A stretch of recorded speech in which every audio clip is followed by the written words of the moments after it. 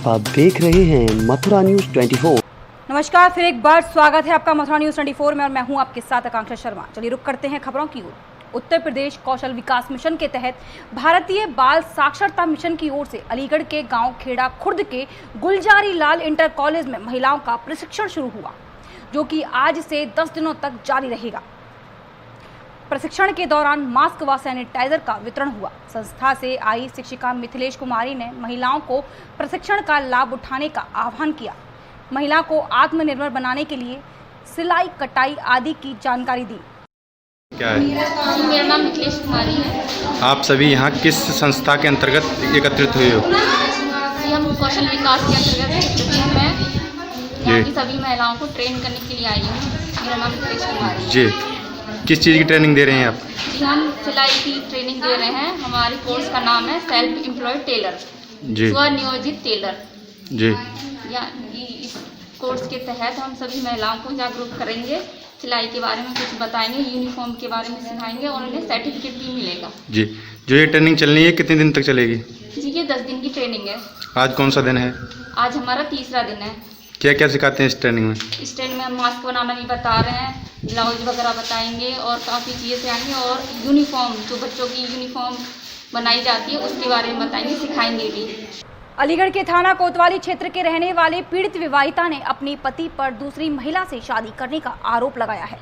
पीड़ित महिला अपने परिजन के साथ एसएसपी ऑफिस आई। शबाना नाम की पीड़ित महिला ने बताया कि वह अपने मायके गई हुई थी। लॉकडाउन होने की वजह से वह अपने ससुराल वापस नहीं जा सकी। इसी का फायदा उठाकर उसके पति ने दूसरी शादी कर ली और उसके व्हाट्सएप पर उस महिला को फोटो भेज भी दिया और फोन पर 3 तलाक बोलकर रिश्ते को खत्म करना चाहा। वहीं पीड़ित महिला ने अपने पति के खिलाफ मुकदमा दर्ज कर कानूनी कार्रवाई करने की गुहार लगाई है। इसके साथ अलीगढ़ एसएसपी ना होने की वजह से अलीगढ़ एसपी क्राइम ने कार्रवाई का भरोसा दिया है। क्या नाम है आपका? मेरा नाम सन्नो है। कहाँ से आई हैं आप? तुरकमान गेट हजीरे से। क्या हुआ था? सर, मेरी लड़की मेरे घर है, उसने दूसरी शादी कर ली। कौन है? मेरे दामाद ने, मुस्तकीम। कहाँ रहता है आपका? दादरी। तो आपको पता नहीं चली उसने दूसरी किससे शादी करी है? सर, मुझे मालूम नहीं चली, उसने शादी करी है डासने से। अच्छा। लड़की का नाम गुलफिसा, लड़की के बाप का नाम गुलफाम है। थाने गई थी आप?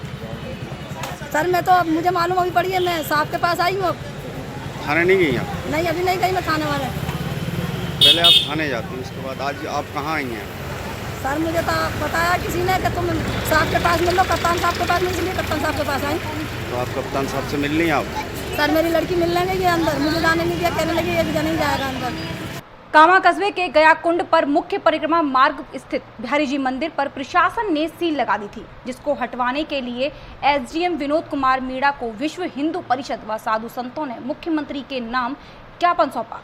साधु संतों का कहना है कि बाहर से आने वाले दर्शनार्थियों व भक्तजनों की आस्था को देखते हुए उनकी मांग है, यदि मंदिर को लेकर कोई भी कानूनी अड़चन बीच में आ रही है तो वह सब इसमें सहयोग करने के लिए तैयार है, लेकिन परिक्रमा मार्ग में स्थित बिहारी जी मंदिर पर जो सील लगी है उसे हटा दिया जाए और भक्तों को दर्शन करने दें, जैसे हर साल सावन में होते आए हैं, क्योंकि लोग बड़ी श्रद्धा के साथ सावन में बिहारी जी के दर्शन करने आते हैं, जिसके चलते मंदिर में व्यवस्था बनाने के लिए खर्चे की जरूरत पड़ती है।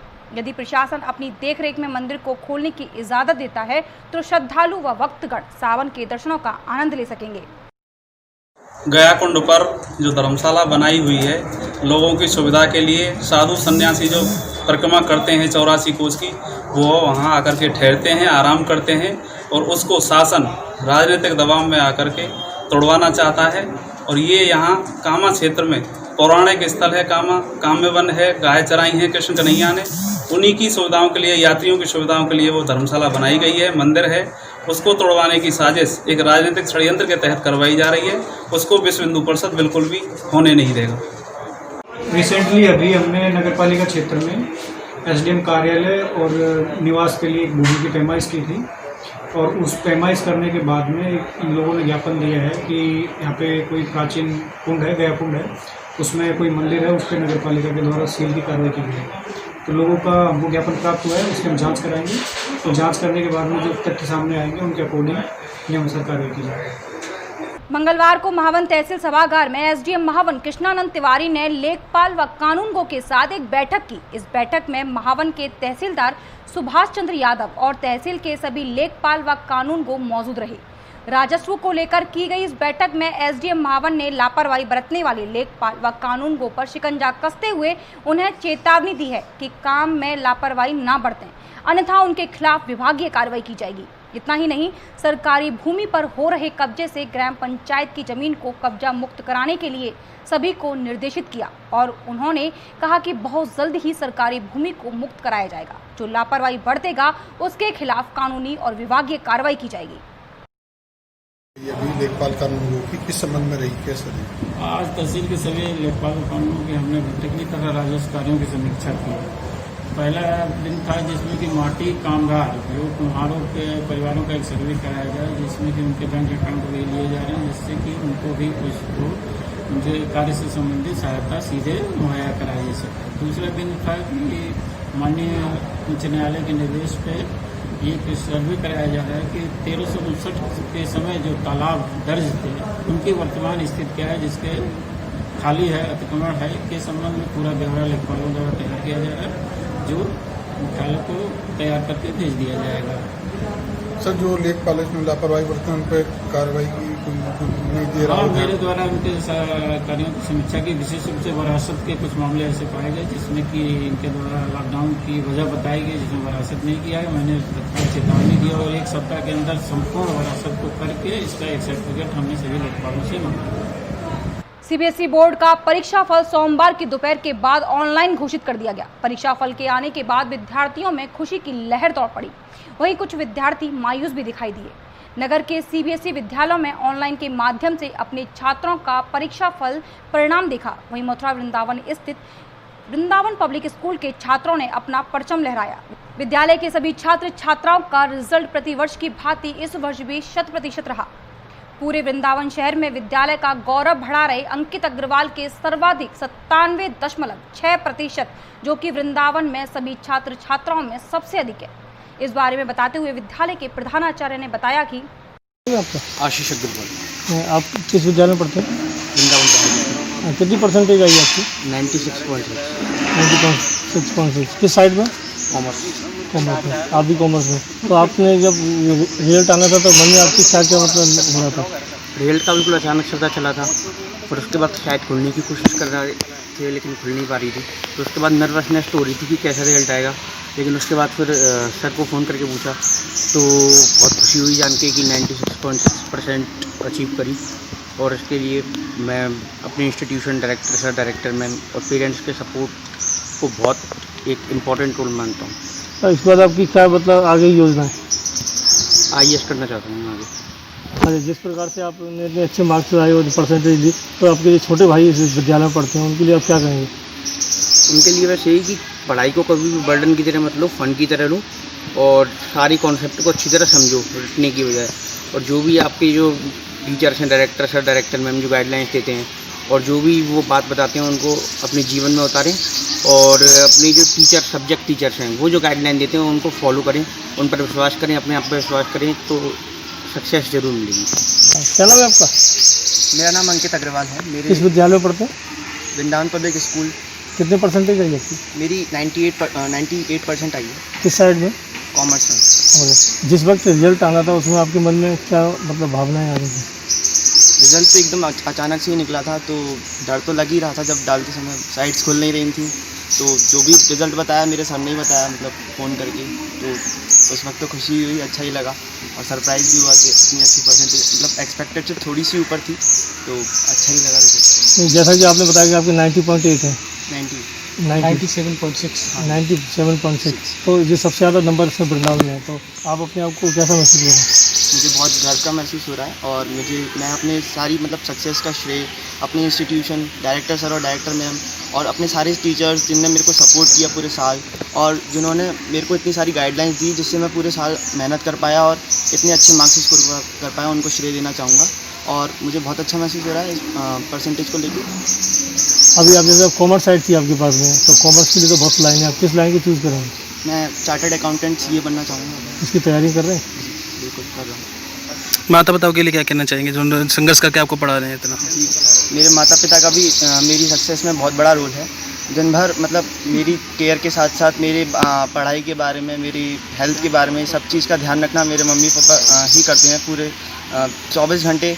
और दिन से रात मेरे से ज़्यादा वो मेहनत करते हैं, तब जाके मेरे को ये सक्सेस मिल पाई है। तो मैं उनको भी बहुत धन्यवाद देना चाहूँगा। इस विद्यालय के जो छोटे भाई हैं आपके, उनके लिए आप क्या कहेंगे? मैं उनके लिए केवल यही कहना चाहूँगा कि अपने ऊपर विश्वास रखिए और अपने इंस्टीट्यूशन के पीछे ऊपर विश्वास रखिए।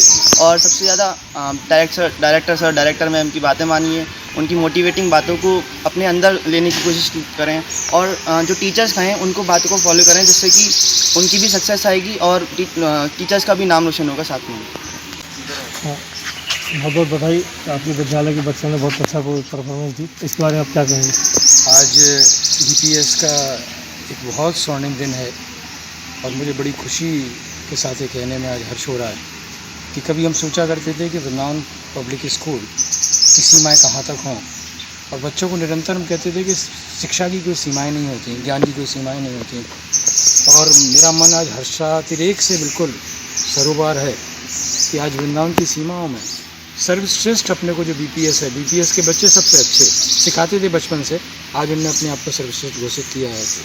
मुझे कहते हुए बड़ा हर्ष है कि हमारे 2 स्ट्रीम है, साइंस और कॉमर्स, और दोनों ही स्ट्रीमों में बच्चों ने एक पूरी लाइन लगा दी है 90s की। लगभग 100% रिजल्ट प्रतिवर्ष BPS की परंपरा रही है, सच्चे अर्थों में, सच्ची शिक्षा के साथ। और उस परंपरा में भी बच्चों ने जो लोएस्ट है बच्चा, वो भी हमारा फर्स्ट क्लास लिए हुए है। अगर आप देखें रिजल्ट्स को तो हमारे कई सब्जेक्ट्स ऐसे हैं जिनमें 99 है। फिजिकल एजुकेशन में 100 में से आउट ऑफ 100 हमारे बच्चों ने अचीव किए हैं। और ये बच्चे, मैं कह सकता हूँ कि आने वाले भविष्य में चार्टर्ड अकाउंटेंट बनेंगे, IAS बनेंगे, PCS बनेंगे और एक अच्छे भारतीय नागरिक बनेंगे। इस सब के साथ एक चीज़ बहुत अच्छी रही कि हमारी परंपराओं में जैसे हम मानते हैं समर्पित होकर काम करना, लगातार बिना किसी बैग के काम करना, बिना किसी ट्यूशन के काम करना, इन बच्चों ने वो काम किया है। और मैं इन बच्चों के साथ साथ इनके पेरेंट्स को बहुत साधुवाद देता हूँ कि उनका पूर्ण सहयोग रहा है, सदैव रहा है। क्योंकि हमारी BPS की अपनी परंपरा ट्रू एजुकेशन की बात करते हैं, तो ट्रू एजुकेशन के इस ट्रायंगल में पेरेंट्स हमारा बहुत महत्वपूर्ण योगदान करते हैं।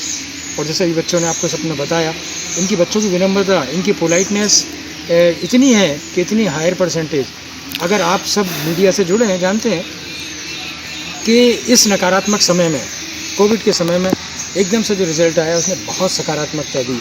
और मैं तो ये कहने मुझे बिल्कुल भी संकोच नहीं होता कि जो आने वाला समय निश्चित रूप से रिज़ल्ट के बाद एक सकारात्मकता हमारे समाज में, हमारे देश में आएगी। और BPS के बच्चों के साथ साथ, क्योंकि मैं independent school federation of India का सौभाग्य से जिलाध्यक्ष भी हूँ, मैं ज़िले के तमाम जो CBSE के स्कूल्स हैं उनके संचालकों, प्रबंधकों, निदेशकों, टीचर और हर वर्ग को, पेरेंट्स को भी इस माध्यम से बधाई देना चाहता हूँ कि एक समय था जो हमें लग रहा था क्या स्थितियाँ बनेगी, और वो जो संदेह के बादल छट गए। और CBSE के स्कूल के जो लोग हैं, जो संचालक हैं, टीचर्स हैं, उनने फिर एक बार साबित कर दिया कि भारत ही नहीं विश्व में CBSE के मान्यता प्राप्त स्कूल एक बहुत बड़ा स्थान है और मथुरा जिला उसमें एक अग्रणी स्थान रखता है।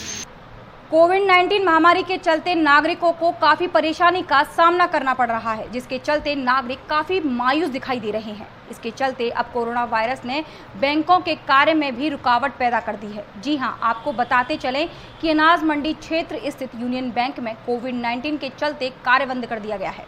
गोविंद घेरा निवासी एक युवक की रिपोर्ट कोरोना पॉजिटिव निकली थी, जो कि यूनियन बैंक का ग्राहक है। उसने 9 व 10 जुलाई को बैंक से लेन देन का कार्य किया था, जिसके चलते बैंक प्रबंधक ने बैंक में सभी स्टाफ को क्वारंटाइन कर दिया है। साथ ही बैंक में सैनिटाइजर का कार्य किया जा रहा है। इस बारे में जानकारी देते हुए बैंक मैनेजर ने बताया, हमारी ब्रांच जो परिधि है इसके अंदर एक कोविड-19 पेशेंट निकला था, जिसके लिए हमें CMO ऑफिस से जो ऑर्डर मिले थे उसके अंतर्गत अभी ब्रांच को हाल फिलहाल के लिए बंद किया गया है सैनिटाइजेशन की वजह से। और हमारे यहाँ जो सारे स्टाफ हैं मुझको छोड़कर सभी लोग होम क्वारंटाइन में गए हुए हैं एज पर बैंक ऑर्डर। अभी उसका कोई निश्चित समय नहीं है? अभी उसका निश्चित समय 3 दिन बोला गया है। 3 दिन मतलब आज, कल और परसों 3 दिन। सैनिटाइज होगी थे? आज अभी होगी। जो कोरोना पेशेंट निकला कि वो स्टाफ का आदमी था कि ग्राहक था? ग्राहक था, हमारी बैंक का कस्टमर था, डेली करंट अकाउंट है उसका, हमारे यहाँ डेली आता था। और 10 तारीख को भी आया था RTGS कराने और 9 को आया था अपना KYC और रिमेनिंग पेपर्स। वृंदावन पुलिस को बड़ी सफलता हाथ लगी है। 4 जून 2020 को जिला संयुक्त अस्पताल के आवास में घुसकर कुछ चोरों ने चोरी की थी, जिसके चलते पुलिस वांछितों की तलाश में जुटी थी।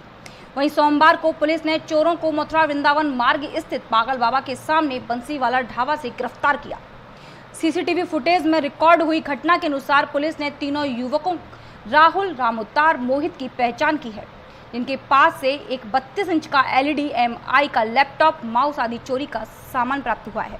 पुलिस ने कार्रवाई कर चोरों को जेल भेज दिया है। इस बारे में जानकारी देते हुए डॉक्टर दिलीप ने बताया कि आपका जो चोरी हुई थी जो पकड़े गए थे?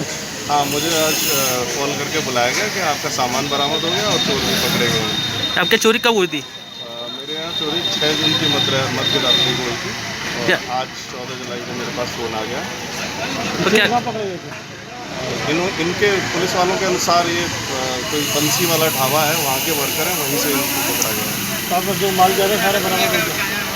लगभग सारा टीवी और लैपटॉप जो बड़ी चीज़ें थी वो बरामद कर ली गई हैं, जो 12-14 हज़ार बच्चों के और जो अन्य छोटी मोटी वस्तुएं उनका बरामद। अभी तक के लिए सिर्फ इतना ही। मुझे दीजिए इजाजत, फिर मिलेंगे नई खबरों के साथ। नमस्कार।